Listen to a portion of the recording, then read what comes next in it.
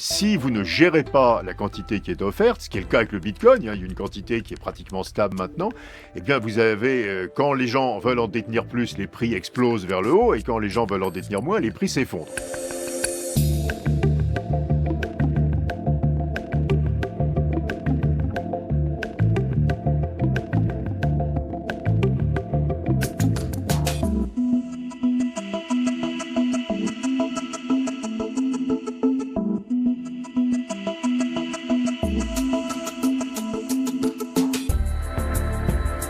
La philosophie des crypto-monnaies, c'est les banques centrales ont fait n'importe quoi. Vous savez que la quantité de monnaie créée par les banques centrales, le stock de monnaie, est 12 fois plus élevé aujourd'hui qu'il y a 20 ans.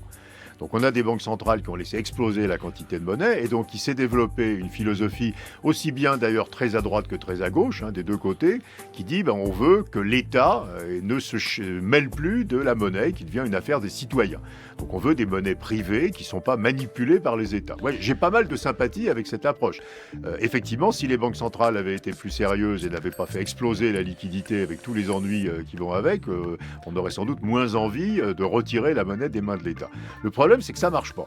Pourquoi ça marche pas? Ça marche pas parce que malheureusement, il faut gérer une monnaie.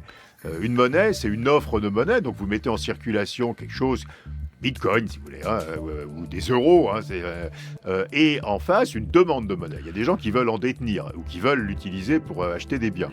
Et si vous ne gérez pas la quantité qui est offerte, ce qui est le cas avec le Bitcoin, il y a une quantité qui est pratiquement stable maintenant, eh bien vous avez, quand les gens veulent en détenir plus, les prix explosent vers le haut, et quand les gens veulent en détenir moins, les prix s'effondrent.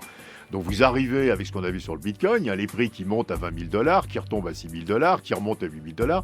Et donc, il faut gérer une monnaie. Malheureusement, les gens qui créent des monnaies privées, c'est pas leur philosophie. Leur philosophie, c'est justement que, en réaction aux États qui gèrent mal les monnaies, il faut des monnaies qui ne sont pas gérées.